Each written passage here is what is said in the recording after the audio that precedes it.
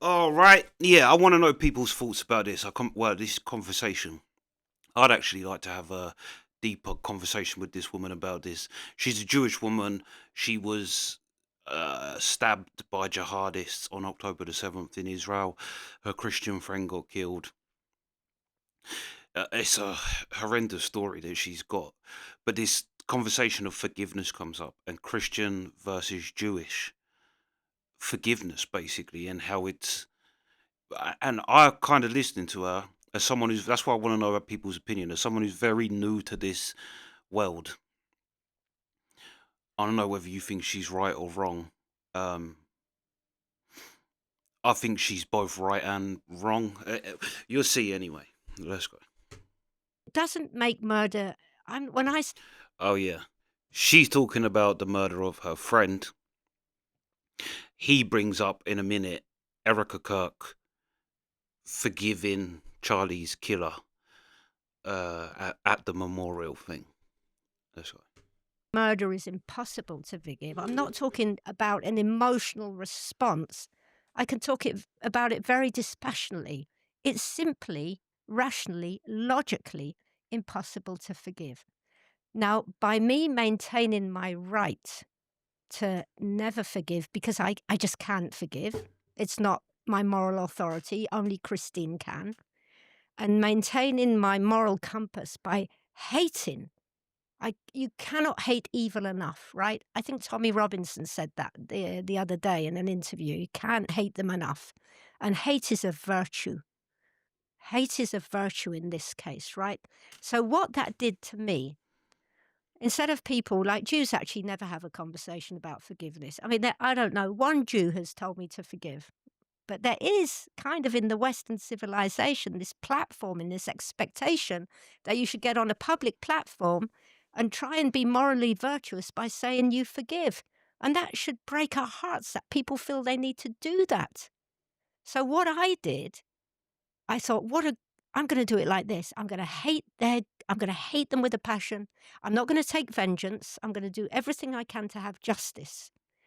But by limiting and directing my hatred of them towards them, only them, right? Not every Arab, Palestinian, or Muslim, You mean the perpetrators? to the perpetrators, right? And to, of course, the British government who are funding the people who sent them to go and murder.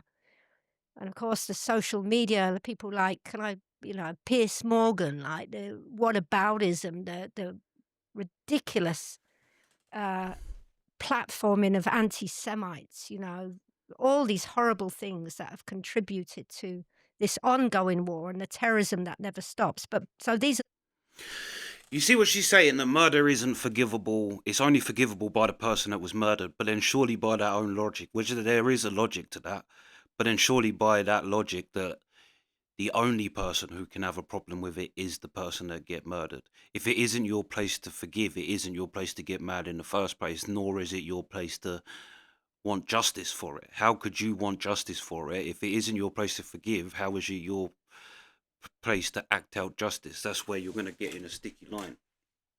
But here I think is where, to me personally, and someone who's listening to the Bible and a lot of the Old Testament, I think she's right in kind of logically what she's saying, that the crime was done to her friend. The only person who can forgive is her. Yeah, that's true. Um, but um, she then kind of goes that I hate the people. Now this is where I'd say where Jesus comes along and changes everything. That's the bit, is that even just hating the people that did it, holding that hate, and you see it how it quickly escalated into everybody else as well. And that's the trouble with hating and hating people, is that she went, I hate them who did it. I hate them. But hate never just stays in there. Also the British government, also Piers Morgan, also it's, and that's what hate is. Then hate gets misdirected to not just them. And also I feel like the Christian side of forgiveness is more, it's two ways serving. Um, it serves you and then the people around you. Because having any hatred in you is going to have negative effects whether you want it or not. It's going to have negative effects on how you react. For example, um, if someone like your partner might come in, say something that slightly annoys you, but because you've got this boiling pot of hatred inside you, you erupt on them over just something that's completely nothing to do with them, nothing, and the overreaction to something kind of irrelevant because you're holding on to hatred. That's where I think Jesus, that's the point of Christian forgiveness and where the forgiveness comes from. It's 2 point serving. It's you and then the world. And it works, I think. A philosopher said humans have two types of anxiety, and this works across all the boards. But when you stand on the edge of a cliff and you're looking off, you have two types of anxiety that hits you. One is the chance that you could slip and fall. That's your personal interaction with the world, that you personally could slip and fall. But then you have the other anxiety there, that actually there's nothing stopping you from just stepping off the edge of the cliff. And yeah, I think that that's where Christianity comes in to serve. Like hatred, it can only serve you. It cannot serve the people around you or anybody you interact with. Like that would be my argument for the Christian side. But we'll carry on. People I actually hold accountable. People like the left wing, the far left wing media, right? Like the far More left people. BBC, the far left Sky News, the British government, social influencers. Those people I hate. So by limited and directed it only to them, what that did to me, it enabled me to also develop friendships with innocent Palestinian Muslim Arabs who had nothing to do with this. I just one thing. Forgiveness is a very curious and difficult thing, and just one thing that jumps out from your speaking there, which is when you said this pressure to forgive, and that seems to me to be quite curious. I wonder if that's an Israeli phenomenon because, and if I make a counterexample, when Charlie Kirk was murdered in America about a month ago, his widow went at this huge memorial service that was in the stadium in Arizona. She takes the stage and gives a speech, and then she says, "As for the killer, I forgive you." Now, of course, she's a Christian and she's commanded to forgive. That pressure, if it's coming from anyone, it's not actually coming from peers. I think it's coming from Scripture, and it's aspirational. I think that God knows how difficult forgiveness is, and the aspiration to forgive is there rather than the pressure. I suppose perhaps it is a commandment, and I'm not necessarily suggesting we have a theological discussion right now, but No, we absolutely should. her doing that, I don't think in fact, I know I couldn't have if I was in her position, even though as a Christian, I believe I'm commanded to do so. And when she did that, I completely broke down. I couldn't. How could she? And then, funnily enough, Trump comes on after her and goes, "She forgives him, but I don't forgive him." He Love says, Trump. when you say there's a pressure to forgive, what exactly are you referring to? What I mean is this, Winston, okay, and I respect your Christian faith. I really do think that Christianity, this was my speciality as a tour guide, by the way, was to take not like pilgrims around, but Christian academics. And as much as I understand in Christianity, don't you have the creed, he was born of the Virgin Mary, Mm-hmm. what's next? Oh, Suffered under Pontius Pilate and then died, right? What happened to the 30 years in between? Nobody talks about the historical Jesus. And that's a very important discussion we need to have because everything in the Christian New Testament takes place in Jewish culture. Yes. And so I'll tell you about... Jesus was a Jewish rabbi. Rabbi is a little bit of a later term, but the point is... See, this is where, again, I think she's wrong. For me personally, that's not what I know. I don't know that just that he was born of a virgin mother and he died on the cross and rose again and suffered under, like, no. And this is where I think she's wrong, and how, say, it's Jesus, the historical Jesus is different, it's say, for Muhammad. There's the Quran Muhammad, what Muslims think, and then there's the historical Muhammad. A lot of people say Muhammad doesn't exist. He did. He did exist, but he wasn't the guy that Muslims think he was. He wasn't this perfect guy. He was basically like a bandit kind of thing, um, caravan robber. But when you go into the actual historical Jesus, he is exactly what the scriptures say he is. Like, it's, you don't get the contrast that you get, basically, that he is. For example, the story of the woman, ad, adulteress, and that's not actually, was never in John, the in John, but it was a verbal story of Jesus that was never put into writing until later on. But it was added in and allowed in because it was a verbal story of Jesus, of historical Jesus, something historical Jesus did, the forgiving her and saying, "He who has not sinned, cast the first stone." Um,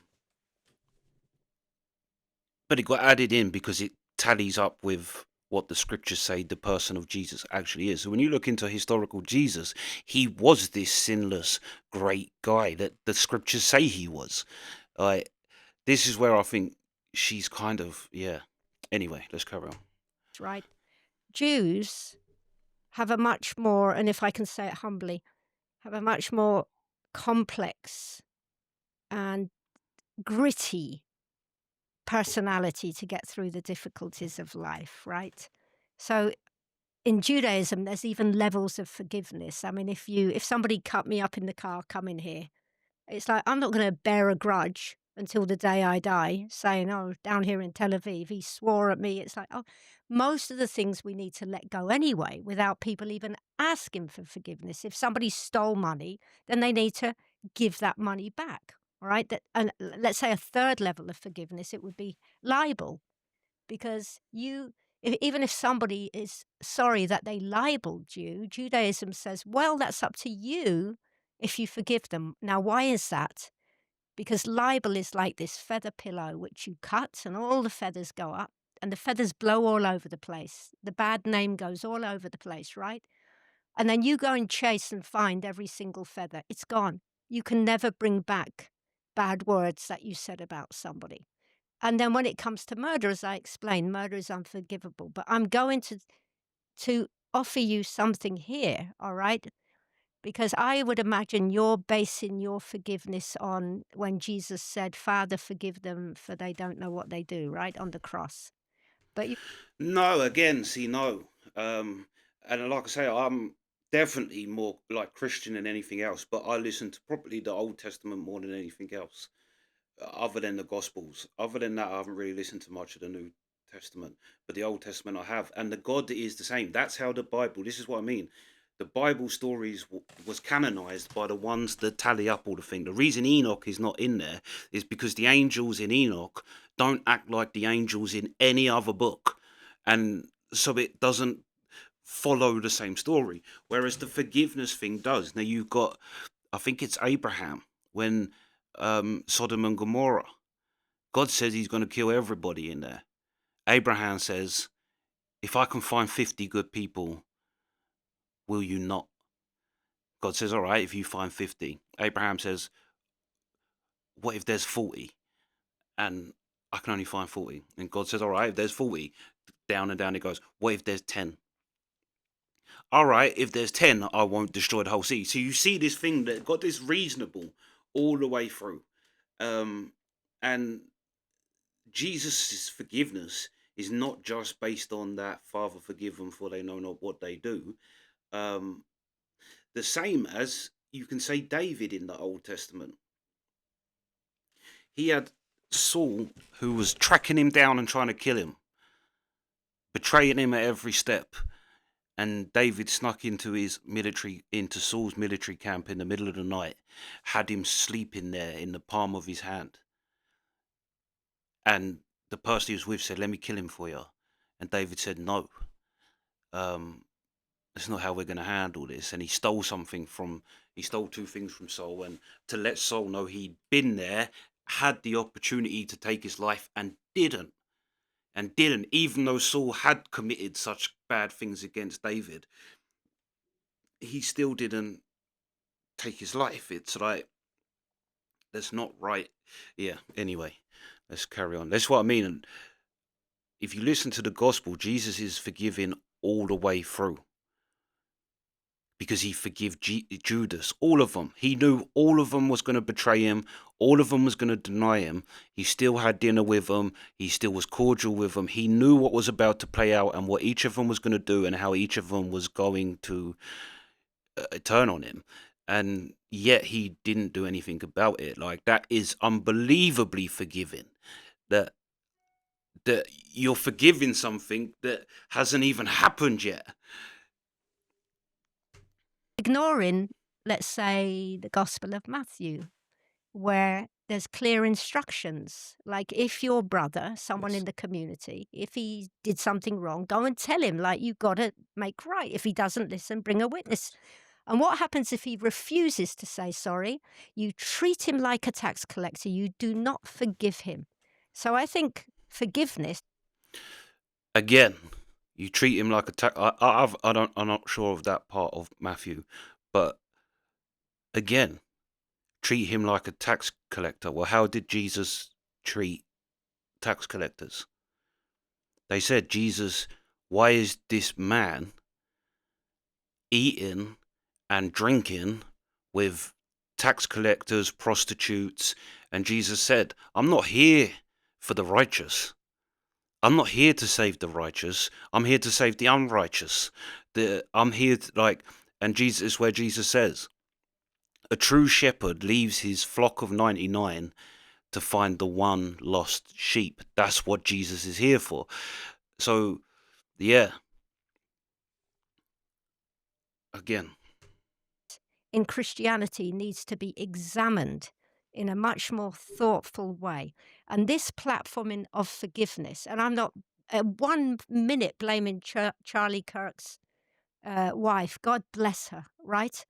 My question is, what is she forgiving? Is she forgiving the murderer? By the way, it's thou shalt not murder. Nowhere in the Bible does it say thou shalt not kill. It's thou shalt not murder. That's very important. Even the Pope misquotes that. So is his wife forgiving the murderer for the effects it's had on her life? That's her. That she can do that, but she cannot forgive the murder of her husband itself, the actual murder. She can only forgive the implications that means for her and her family. Unfortunately, I don't have that scripture from Matthew to.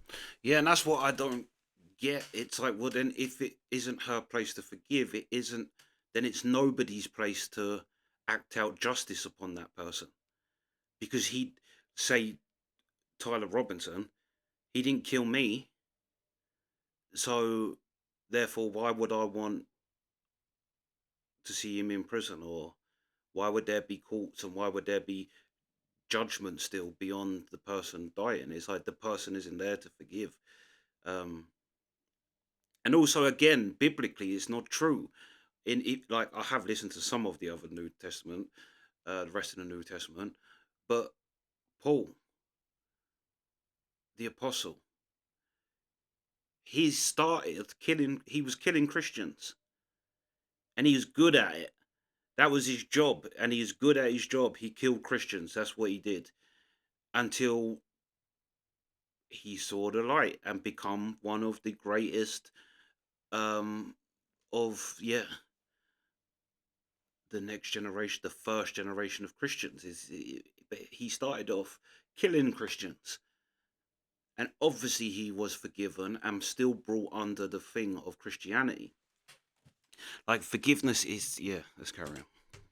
Hand, I think you're largely correct. Although my memory of it is that it says that if after mediation and etc., still there is no acknowledgement of what's happened, you're not obliged for reconciliation, but reconciliation is not the same as forgiveness. Says have nothing to do with it. Treat them like a tax collector. Yeah. So, but that's not the same as not forgiving. That means you don't have to oblige to continue a relationship. No, that's not true. Historically, because the tax collectors, and I know this is a tour guide, right? I know about Roman culture. These tax collectors were like what we would call capos in the Holocaust. Well, even capos were forced into a position, but these Jewish people who were tax collectors were seen as the enemy. They were betraying their own people. There's a lot of ill feeling there. Yeah, that's fair, but this is my trouble with, say, Candice Owens, when she says if you go historically through Christianity, you will be Catholic. It's like, but what about scripturally? You can say, no, that's not true because historically. No, that is true because scripturally, Jesus ate and dined and entertained tax collectors.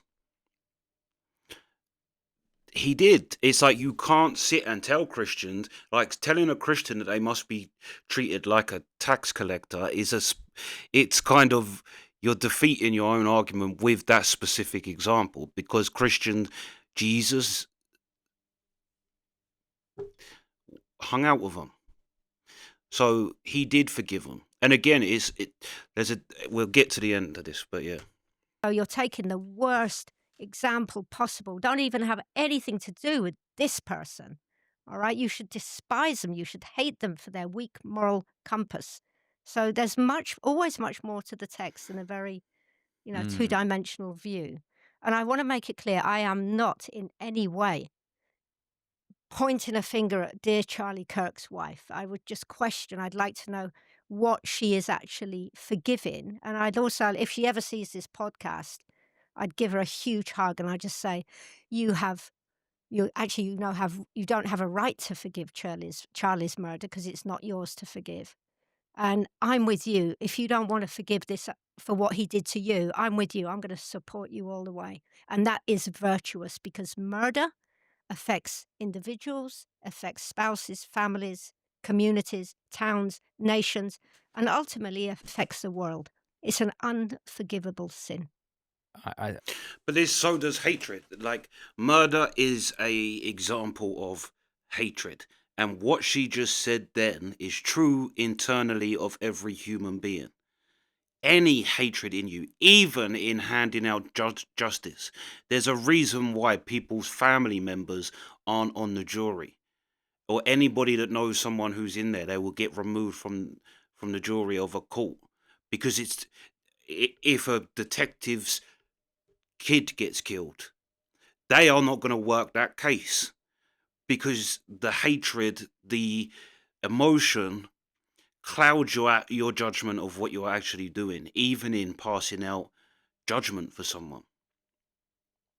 If you handed it to someone, like, say, right in the instant it happened, if you handed out, what do you want to happen to Tyler Robinson? I bet a lot of people that were close to Charlie Kirk would say, kill him, because they're angry, they're emotional, they're friends. Do you know what I mean? There's that thing, but then it's like clearer heads prevail, and you see that. I mean, probably chances are he's going to get killed, but